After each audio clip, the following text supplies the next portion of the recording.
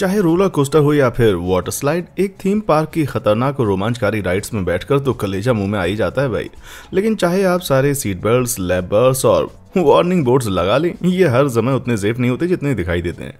लेकिन वजह खराब मेंटेनेंस और घोर लापरवाही से लेकर भयंकर बकवास डिजाइन तक हैं। कई राइड्स बस एक्सीडेंट की ही देर देख रही होती हैं। तो कमर कस लो दोस्तों, क्योंकि हम कुछ ऐसी राइड्स दिखाने जा रहे हैं जिन्हें फौरन बंद कर देना चाहिए।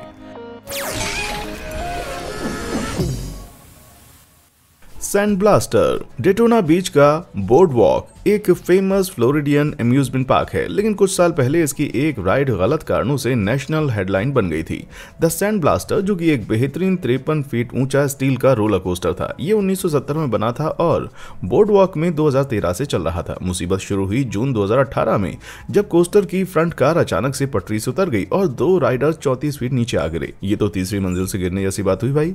हे भगवान, किस्मत से कोई मरा नहीं। एक्सीडेंट ने राइड फौरन रुकवा दी। फ्लोरिडियन ऑफिसर्स ने कुछ मामले की जांच शुरू की। नतीजे ने उनको अंदर तक हिलाकर रख दिया। साल भर से कुछ ही पहले राइड की जांच कर रहे इंस्पेक्टर्स ने इसे फौरन बंद करने को कहा था।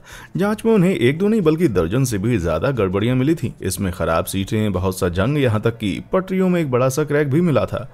ये खराबियां सिर्फ पेंट करने से खत्म नहीं होने वाली थी, इसीलिए राइड को बड़े मेंटेनेंस के लिए बंद कर दिया गया। फिर इन्हें 5 महीने बाद खोला गया, लेकिन एक्सीडेंट से मुश्किल से 1 महीना पहले मई में राइड हद से ज्यादा जंग की वजह से इंस्पेक्शन में फिर से फेल हो गई।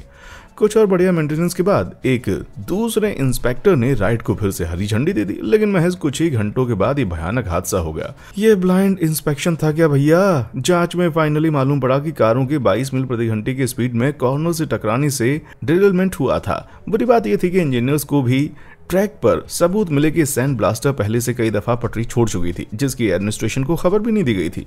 खराब रिकॉर्ड और अनदेखियों ने इस राइड के नसीब पर ताला जड़ दिया और उसे 2019 में उखाड़ फेंका। द वोर्टेक्स थोरपे पार्क खुद को यूके का सबसे थ्रिलिंग थीम पार्क कहलाना पसंद करता है, जो टेक्निकली ठीक भी है। शायद थ्रिल से उनका मतलब टेरर से है। याद करिए उस एक्सीडेंट को जो कि 2018 में हुआ था। वहां की वोर्टेक्स राइड लोगों को एक बड़ी मैकेनिकल आर्म के सहारे गोल घुमाने का काम करती थी। ये आर्म एक एक्सल पर रोटेट करती थी। अपनी जगह पर घूमते हुए राइडर्स एक ओर से दूसरी तरफ झूलते हुए 65 फीट ऊंचाई तक चले जाते थे। किसी को चक्कर खिलाने का परफेक्ट तरीका भाई। लेकिन 2018 में लोगों ने देखा कि इसके राइडर्स तकलीफ में आ गए थे। जैसे ही चीखते हुए राइडर्स को लेकर के झूला घूमा, ऊपर से कोई बड़ी चीज गिरती हुई दिखाई दी। ये चीज नीचे झूले पर बैठे राइडर्स के ऊपर तेजी से आई, लेकिन वो कुछ इनसे बच गए। ऑपरेटर्स ने सोचा कि अगर ये मशीनरी का कोई खास हिस्सा हुआ तो राइड किसी भी वक्त टूटकर उनके सर पर आ गिरेगी, और उन्होंने फौरन राइड को बंद कर दिया। लेकिन पास से देखने पर पता चला कि ये राइड की एक ऐसी सीट से निकला हुआ फोम का टुकड़ा था जो कि खराब थी। टेंशन फ्री ऑपरेटर्स ने कुछ रूटीन चेकअप करने के 15 मिनट बाद ही राइड फिर से शुरू कर दी। भेजा घूम गया यार। एम्प्टी ओलंपियस कैटेपुल्स पर इस लाचार बच्चे की खौफनाक राइड याद तो है ना? नहीं हो तो सीट बेल्ट बांध लो मेरे दोस्त। 2019 में 2 शेर दिल बंदे वर्टिकल एक्सेलरेटर की सीट्स पर बैठे। कहानी फ्लोरिडा के कोबरा एडवेंचर पार्क की है। इनके दोस्त वीडियो बनाते हुए इस 160 फीट ऊंची राइड के लिए उनको चढ़ा रहे थे। You're gonna be screaming like sissies in about 10 seconds. I'm not. About 3. Yeah, you are. क्या किसी ने ध्यान दिया कि राइट वाली केबल्स के मुकाबले लेफ्ट वाली केबल कितनी कटी फटी और खींची हुई लग रही है? खैर, देखते रहिए। जैसे ही ऑपरेटर रिलीज लेवल को खींचने वाला था कि तभी एक बड़ी गड़बड़ हो गई। क्या आप लोगों में से किसी ने ध्यान दिया कि राइट वाली केबल्स के मुकाबले लेफ्ट वाली केबल्स कितनी कटी फटी और खींची हुई लग रही है? वेल, तो फिर देखते रहिए। जैसे ही ऑपरेटर रिलीज लेवल को खींचने वाला था कि तभी एक बड़ी गड़बड़ हो गई। बाल बाल बच गए भाई। अगर उस राइड ऑपरेटर ने टूटी हुई कॉर्ड 1 सेकंड देर से भी देखी होती ना, तो राइड में बैठे लोग जान से हाथ धो बैठते। किस्मत से सब सेफ थे और राइड फौरन बंद कर दी गई। आप सोच रहे होंगे कोबरा पार्क ने इस एक्सीडेंट की इन्वेस्टिगेशन करवाई होगी। जो भी हो, उन्होंने सिर्फ एक स्टेटमेंट रिलीज किया कि उनकी राइड्स में अच्छी खासी सेफ्टी रखी जाती है। माफ कीजिए, उन्होंने ये वीडियो भी देखा कि नहीं जो अभी हमने देखा? हाँ, खैर, गूगल मैप पर नजर डालने से पता चलता है कि वर्टिकल एक्सेलरेटर आज भी खड़ा है। क्या आप सोचते हैं कि लॉन्चिंग में हुई गड़बड़ी एक एक्सेप्टेबल एक्सीडेंट था, या राइड को बंद कर देना सही होता? कमेंट करके बताइएगा। बिना पटरी की rail track jumping roller coaster की राइड में कुछ तो बात होगी, तभी तो ये सारे एड्रेनलिन जंकीज का सपना है। पर दुख की बात यह है कि इस तरह की ऊट पटांग राइड बनी ही नहीं और शायद बने भी नहीं। फिजिक्स भी तो कोई चीज है भाई। रोलर कोस्टर ट्रेन्स के इंजन नहीं होते, बल्कि ये चलते हैं इनर्शिया, ग्रेविटी और एनर्जी के हल्के और लगातार बदलते रहने वाले बैलेंस की मदद से। इसलिए बिना ट्रैक के ये पूरी तरह बेलगाम और अनप्रेडिक्टेबल हो जाते हैं। हालांकि फिर भी लोगों ने ट्रैकलेस लूप द लूप को कुछ बहुत ही बेहतरीन विजुअल इफेक्ट्स की हेल्प से हकीकत में बदल डाला। मेरा मतलब है कि ये क्लिप इतनी असली लग रही थी कि फौरन वायरल हो गई। राइड अगर असली होती तो हल्की सी भी हवा उसको उड़ाकर जमीन पर ला पटकती। अब ये सब देखने के बाद कोई भी इतना बेवकूफ नहीं होगा कि ऐसा जंपिंग ट्रेन ट्रैक बनाएगा, राइट? खैर, साल 1902 में कोनी आइलैंड के केनन कोस्टर में ऐसा ही एक ट्रैक बनने वाला था, जिसकी पटरियों में वाकई गैप था। ट्रेन को धकेलकर पहाड़ की ऊंचाई पर ले जाया जाता था, फिर उसको बड़ी तोप जैसी सुरंग में से लुढ़का दिया जाता था। आखिर में ट्रैक की खाली जगह के ऊपर से उछाल दिया जाता था। इस मौत को धोखा देने वाले स्टंट के बाद राइडर्स को ऐसा लगता था जैसे वो तोप से उड़ के निकले हों। जब ट्रैक बन रहा था तब सैंड बैग्स के साथ कई टेस्ट किए गए, हर बार बैग्स नीचे आ गिरते, इसलिए फाइनली इस पर काम बंद हो गया। ये 40 फीट ऊंचा ट्रैक पूरा तो बन गया, पर स्पीड कुछ नहीं थी। ये राइड 1904 के जमाने में भी भयंकर बोर करती थी। नतीजा, बनने के सिर्फ 5 साल बाद ही ये ठप हो गई। बकवास राइड। स्कॉटलैंड में सुनामी। आपने द सुनामी नाम सुनकर गलत नहीं सोचा होगा कि अगली राइड किसी खतरनाक वेव पूल की तरह होगी। नहीं भाई, ये तो स्कॉटलैंड के एमएनडी थीम पार्क में स्टील का उल्टा रोलर कोस्टर था। एमएनडी के कार्निवल का हिस्सा बनकर ये राइड पूरे देश में घूम चुकी थी। फिर 2004 में ये पार्क लौट आई। हालांकि लोग इस 66 फीट ऊंचे कोस्टर को पसंद करते थे, लेकिन इसके ट्रैक रिकॉर्ड्स कुछ अच्छे नहीं थे। 2011 में खराब हो गई और तब राइडर्स 8 घंटे 66 फीट हवा में ऊंचे लटके रहे। बाद में उनको रस्ते के सहारे राइड से बचाकर उतार लिया गया। किस्सा चाहे कितना डरावना लग रहा हो, जून 2016 में घटे हादसे के सामने ये कुछ भी नहीं है भाई। उस दोपहर सुनामी की येलो ट्रेन अपनी पटरियों पर दौड़ रही थी, लेकिन अचानक सब पे पटरी हो गया भाई। ट्रेन ने एक खंभे को 40 मील प्रति घंटे की खतरनाक रफ्तार से टक्कर मारी। उसके बाद ये ट्रेन 30 फीट नीचे राइड के सामान के साथ गिरकर कबाड़ा बन गई।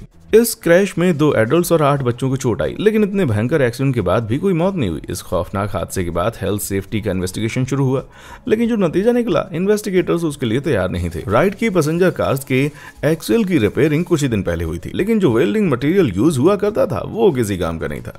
ट्रेन जब एक क्रिटिकल मोड पर आई तो एक्सेल फेल हो गए और ट्रेन को पटरी से उतार दिया गया। अजीब बात थी कि सिर्फ 16 दिन पहले ही राइड इंस्पेक्टर ने ट्रेन की रिपेयरिंग को चेक किया था। आखिर में इंस्पेक्टर बर्खास्त हुआ। सुनामी को पार्क से हटाया गया और एमएनडी पर हेल्थ एंड सेफ्टी कानून तोड़ने पर $1 लाख का फाइन भी ठुक गया। ट्रेन में सुनामी जैसी तो कोई बात नहीं थी, लेकिन ये राइड भी किसी भयंकर तूफान से कम नहीं थी। ये सब सुनकर आप थीम पार्क के बारे में फिर से सोचेंगे शायद। भाइयों, मैं एक जगह जानता हूँ जहाँ आप लाइफ को खतरे में डाले बगैर खूब मस्ती कर सकते हैं। वो है सिर्फ लाइक और सब्सक्राइब के बटन दबाइए। मेरे नए वीडियोस के अपडेट्स आपको सबसे पहले मिलेंगे। डन? ग्रेट। चलिए, तो अगली हमारी हॉरर राइड कौन सी है?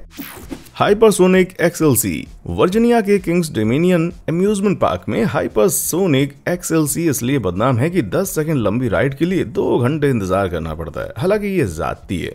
टेक्निकली राइड 20 सेकंड लंबी थी। एक प्रोटोटाइप एयर कंप्रेशन की मदद से राइडर्स को सिर्फ 1.5 सेकंड में 0 से 80 मील प्रति घंटे की स्पीड में लॉन्च किया जाता है। ये 165 फीट की ऊंचाई तक जाकर दूसरी तरफ तीखी ढलान पर उतरते हैं, और अब जो आप देखेंगे ये उतना ही तेज है भैया जितना दिखाई दे रहा है।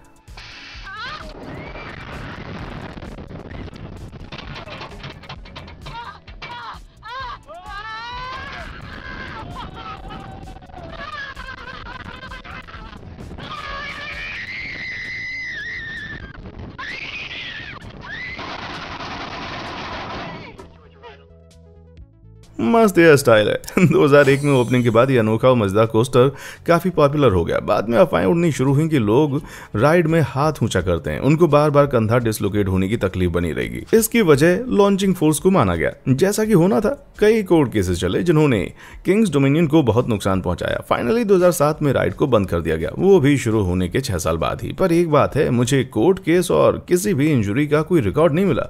पता चला कि राइड बंद इसलिए नहीं हुई थी कि ये खतरनाक है, बल्कि इसलिए हुई कि वो रिलायबल नहीं थी। खास किस्म की ये राइड साल के ज्यादातर वक्त मेंटेनेंस के लिए बंद रहती थी। पार्क के फाइनेंस और रिसोर्सेज पर बोझ बनती जा रही थी। इस राइड को बाद में बेचने की तैयारी कर ली गई, लेकिन दूसरे पार्क इस रिस्की राइड को अपने सर पर लेना नहीं चाहते थे, इसीलिए इसे तोड़कर दुखी मन से भुला दिया गया। आपका तो पता नहीं, लेकिन मुझे कंधा टूटने की दलील मस्त लगी मेरे भाई। Emerald plunge. किसी अम्यूजमेंट पार्क का पहला दिन हो तो राइडर्स जोश में हल्ला गुल्ला करते हैं, लेकिन कैलिफोर्निया के डबलिन में द वेव वाटर पार्क के ओपनिंग डे पर एक राइडर दर्द से चीख रहा था। साल 2017 में एक 10 साल के बच्चे ने पार्क की नई नवेली स्लाइड एमराल्ड प्लंज की राइड लेने का मूड बनाया। ये स्लाइड राइडर्स को 48 फीट नीचे एक छोटे पूल में लगभग सीधी ढलान से गिराती है। लड़के की हाइट और हेल्थ राइड के हिसाब से ठीक था, लेकिन जैसे ही वो पानी में पहुंचा, स्लाइड फिसलने के बाद उछलकर सीधा तले के कंक्रीट पर जा गिरा। अरे बाप रे, मैं तो अपनी माँ के लिए रोने लगता भाई, लेकिन ये शेरदिल बच्चा उठा और चल दिया। वैसे उसको खास चोट नहीं आई थी, लेकिन पहली बार खुलने के सिर्फ 90 मिनट बाद ही ये राइड बंद कर दी गई। इन्वेस्टिगेटर्स को पता करने के लिए बुलाया गया कि गड़बड़ी कहाँ हुई थी। बच्चे के वजन के बराबर 78 पाउंड का सैंड बैग राइड से नीचे भेजा गया। ये देख करके सब डर गए कि जैसे ही बैग ने पूल टच किया, वो भी राइड की दूसरी तरफ फिसलकर बाहर गिर गया। पता चला कि स्लाइड के नीचे का गहरा पानी कम वजनी राइडर्स को तेजी से रोकता था। ये बेसिक एरर टेस्टिंग के दौरान ही पकड़ा जाना चाहिए था। प्लंज के मैन्युफैक्चरर व्हाइट वाटर का दावा था कि उन्होंने अपनी सभी राइड्स की अच्छी खासी टेस्टिंग की है। गहरी पड़ताल से राज खुला कि ये एक बहुत बड़ा झूठ था। सिर्फ यही नहीं, सामने तो ये भी आया कि उन्होंने एक नॉर्मल रोलर कोस्टर के लिए बने हाइट और वेट के नियमों का बहुत मनमाना यूज किया, वो भी बिना ये देखे कि राइडर्स के लिए कितने सेफ हैं। बच्चे की फैमिली ने केस लगाकर मैन्युफैक्चरर से सेटलमेंट कर लिया। मैन्युफैक्चरर ने भी बेमन से कसूर मान लिया। राइड को वाटर फ्लो में हल्के फुल्के चेंजेस करने के बाद 2018 में फिर से इसको खोल दिया गया और इस बार ये 90 मिनट से ज्यादा चली। Superman ride. तेज भागते रोलर कोस्टर से गिरने की बात सोचना भी बहुत डरावना हो सकता है, लेकिन सिक्स फ्लैग्स केंचुकी किंगडम में 13 साल की कैटलिन लेसेटर, उन पर जो बीता भैया उसके सामने कुछ भी नहीं है। 2007 में कैटलिन पार्क में टावर ऑफ पावर राइड सवारी के लिए तैयारी कर रही थी। ये एक ड्रॉप टावर राइड थी जिसमें राइडर को लगभग 180 फीट हवा में ले जाकर 54 मील प्रति घंटे की स्पीड से नीचे ले जाते हैं। इसको देखना ही किसी की हालत खराब करने के लिए काफी है भाई। कैटलिन जब ऊपर की ओर जा रही थी तब राइड को झटका लगा और उसे एक अजीब सी टूटने की आवाज सुनाई दी। अचानक राइड को ऊपर ले जाने वाली एक केबल उसके ऊपर आ गिरी। केबल का एक हिस्सा कैटलिन के लटकते पैरों से लिपट गया। नजदीक मौजूद डरे हुए लोगों ने ऑपरेटर को राइड बंद करने के लिए आवाज दी, लेकिन सब बेकार था। कार नीचे गिर गई और केबल्स ने बेचारी कैटलिन के दोनों पैर तोड़ दिए। उसकी फौरन सर्जरी करनी पड़ी। डॉक्टर्स उसका सीधा पैर फिर से जोड़ने में कामयाब रहे, लेकिन उल्टा पैर नहीं जोड़ पाए। इस चोट ने उसकी लाइफ बदल दी। राइड बंद कर दी गई। फिर गहरी जांच हुई, लेकिन राइड बंद ही रही। पता चला कि टूटी हुई केबल पुरानी थी और सड़ चुकी थी, लेकिन पार्क इंस्पेक्टर्स को पता नहीं क्यों दिखाई नहीं दी। हद तो यह है कि 18 साल के ऑपरेटर्स ने भी कुछ तड़कने जैसी आवाज सुनी थी, लेकिन वो सही टाइम पर इमरजेंसी का बटन नहीं दबा पाया। अगर ऐसा होता तो एक्सपर्ट मानते हैं कि कैटलिन के पैर नहीं टूटते, बल्कि उसे सिर्फ कुछ खरोंचे ही लगते। इस एक्सीडेंट की पूरी जिम्मेदारी आई सिक्स फ्लैग पर और कैटलिन की फैमिली ने बड़े हक से पार्क पर लापरवाही का मुकदमा ठोक दिया। पर्दे के पीछे एक सेटलमेंट में फैमिली को सिर्फ मेडिकल बिल्स का ही $50,000 हर्जाना मिला। कैटलिन की तरह ही लंगड़ा रही सिक्स फ्लैग्स ने 2008 के सीजन से पहले राइड को हटा लिया। स्टील की राइड। सुपरमैन थीम की टावर ऑफ पावर राइड अकेली नहीं थी जिसकी हिस्ट्री खराब थी। ये स्टील राइड काफी पहले 1999 में न्यूयॉर्क के डेरियन लेक थीम पार्क में बनी थी। ये पार्क अब भी सिक्स फ्लैग का है। ये मेगा कोस्टर 200 फीट से ज्यादा ऊंचाई से 70 मील प्रति घंटे की रफ्तार से ट्रैक पर दौड़ता है, तो राइडर को बिना अंडर पैंट और लाल मास्क के बिल्कुल सुपरमैन वाला फील आता है। खैर, बवाल शुरू हुआ 2011 में। बहादुर युद्ध एक्सपर्ट सार्जेंट जेम्स हैकिमर, जिन्होंने देश की रक्षा में अपने दोनों पैर गंवा दिए थे, इस राइड पर बैठे। ट्रेन घूमते हुए एक छोटे पहाड़ पर चढ़ने वाली थी कि सबसे आगे बैठे सार्जेंट अचानक उछलकर बाहर गिर गए। दुर्भाग्य से वो नहीं बचे और राइड लंबे वक्त के बाद बंद हो गई। जांच में पता चला कि स्टील राइड के ऑपरेटर्स ट्रेनिंग मैनुअल में साफ लिखा था कि राइडर के दोनों पैर सलामत होने चाहिए, इसलिए राइड के सेफ्टी बार्स आदमी की कमर और पैरों को ही बांधे रखते थे। हैकिमर के दोस्तों ने जब उन्हें राइड पर सबके सामने चढ़ाया था, तब भी ऑपरेटर्स ने उन्हें बोर्डिंग से रोकने का नहीं सोचा। असलियत में उन्हें राइड्स के बारे में सेफ्टी इन्फॉर्मेशन का ब्रोशर दिया गया था, लेकिन उन्होंने लिया ही नहीं। फाइनली राइड को फिर से शुरू कर दिया, लेकिन गलती डेरियन लेक की मानी गई, जिसके लिए उन्हें 7 फिगर्स में सीक्रेट हर्जाना चुकाना पड़ा। लेकिन ये कोई पहली बार नहीं था कि स्टील राइड मीडिया की सुर्खियों में आई थी। 1999 में 300 पाउंड से भारी एक आदमी राइड के सेफ्टी बेल्ट से फिसलकर 10 फीट नीचे आ गिरा। एक इन्वेस्टिगेशन के दौरान डेरियन लेक की दलील थी कि सेफ्टी बार्स अपना काम सही तरह से कर रही थी, लेकिन आदमी की साइज की वजह से उनमें गड़बड़ हुई। इस आदमी को 2.85 लाख हर्जाने के तौर पर मिला और राइड फिर से चलने लगी। इस बार ट्रेन में ज्यादा मजबूत सेफ्टी बार्स लगे हुए थे, लेकिन यह साफ था कि अब भी राइड उतनी सेफ नहीं थी। द साइक्लोन न्यूयॉर्क शहर में बना है कोनी आइलैंड का लूना पार्क। ये संसार के जाने माने अम्यूजमेंट पार्क में से एक है। इसके ठीक सेंटर में है फेमस साइक्लोन रोलर कोस्टर। ये लाजवाब वुडन कोस्टर 1926 में शुरू हुआ था, जिसमें राइडर्स को 8 मंजिला बिल्डिंग जितनी ऊंचाई पर ले जाकर उन्हें 60 मील प्रति घंटे की तूफानी रफ्तार से पहाड़ियों और तीखे मोड़ों पर छोड़ दिया जाता था। लगभग 100 सालों तक साइक्लोन लोकल पब्लिक की चहेती राइड बनी रही, जबकि उसके ट्रैक्स उतने सेफ नहीं माने जाते थे। राइडर्स की सेफ्टी के लिए सिर्फ सेफ्टी बार्स थी, जिन्हें तोड़कर बाहर निकलना कुछ इडियट्स के लिए बहुत ही मुश्किल नहीं था। 1985 में थोड़े ज्यादा एक्साइटमेंट के लिए एक बंदा राइड पर ही खड़ा हो गया, लेकिन अचानक साइड बीम से टकराने के बाद वो लुढ़कता हुआ जमीन पर गिर पड़ा। फिर 1988 में एक कंस्ट्रक्शन वर्कर मुड़ती हुई राइड में उस वक्त खड़ा हो गया जब ट्रेन सीधी ढलान से उतर रही थी। अंदाजा तो लग ही गया होगा कि वो भी राइड से बाहर आ गिरा। बदकिस्मती से दोनों ही नहीं बचे, लेकिन ये एक्सीडेंट उन्हीं की गलती से हुए थे, इसलिए साइक्लोन आज भी चल रही है। एक जैसी बेवकूफियों को देखकर आप सोचेंगे कि लूना पार्क ने ट्रेन्स में बेहतर सेफ्टी बार्स फिट करवा लिए होंगे, राइट? ज्यादा नहीं, एक IQ टेस्ट तो जरूरी है। इसके बजाय पार्क वालों ने कोस्टर के ऊपर रिमेन सीटेड का साइन पेंट करवा दिया। इसको बोलते हैं भैया जबरदस्त सावधानी। न्यू टेक्सास जायंट 1990 में जब टेक्सास जायंट शुरू हुआ था, उसने दुनिया के सबसे ऊंचे वुडन कोस्टर होने का शानदार रिकॉर्ड बनाया था। ये बड़ी भारी राइड 9 लाख बोर्ड फीट से भी ज्यादा लकड़ी से बनी थी, जिसमें बेहद रोमांचक हिल्स, ढलान और वर्टिकल मोड वाले गलियारे भी शामिल थे। 140 फीट से ज्यादा ऊंचाई से 65 मील प्रति घंटे की टॉप स्पीड से नीचे आना, 13वीं मंजिल से गिरने जैसा भाई। सब कुछ बढ़िया था, लेकिन ये वुडन राइड कुछ खराबियों के लिए बदनाम थी। इस कारण 2009 में ये रिनोवेट हुई और 2011 में न्यू टेक्सास जायंट के सटीक नाम से फिर से शुरू हुई।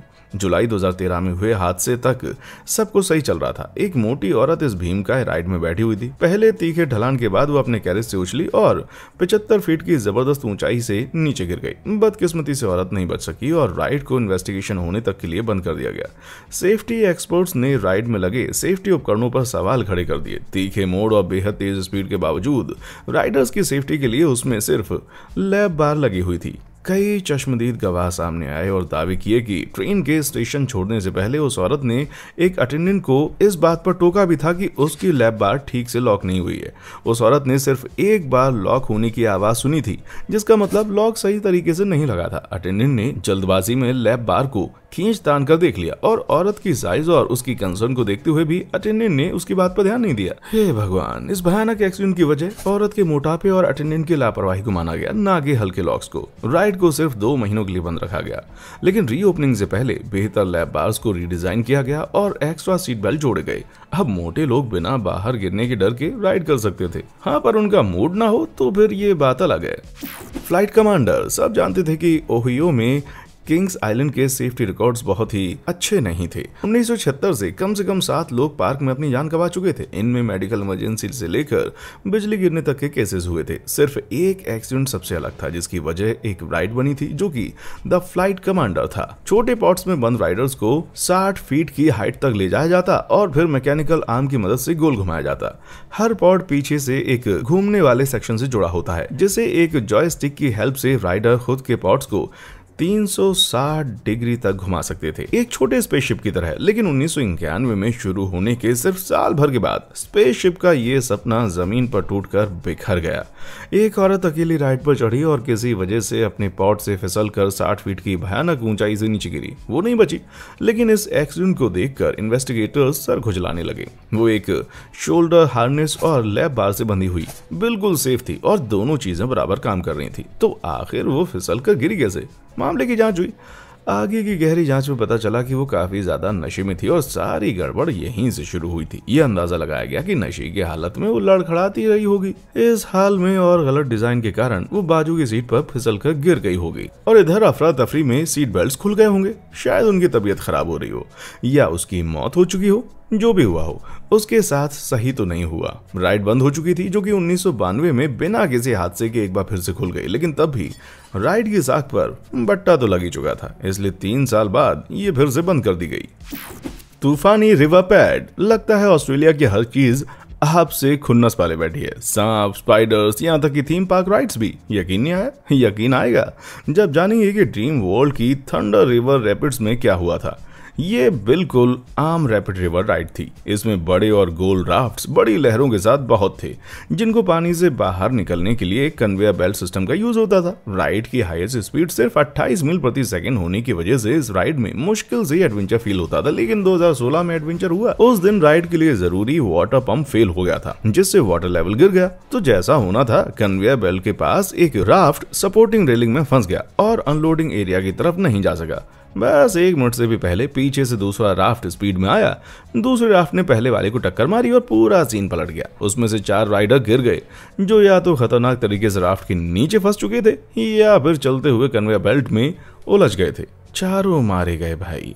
यह ऑस्ट्रेलियन हिस्ट्री में सबसे भयानक थीम पार्क एक्सीडेंट था। एक गहरी जांच से यह तय हुआ कि राइड के सेफ्टी और मेंटेनेंस सिस्टम एकदम बकवास थे और एक सस्ता और छोटा सा वाटर लेवल इंडिकेटर इस पूरे हादसे को टाल सकता था।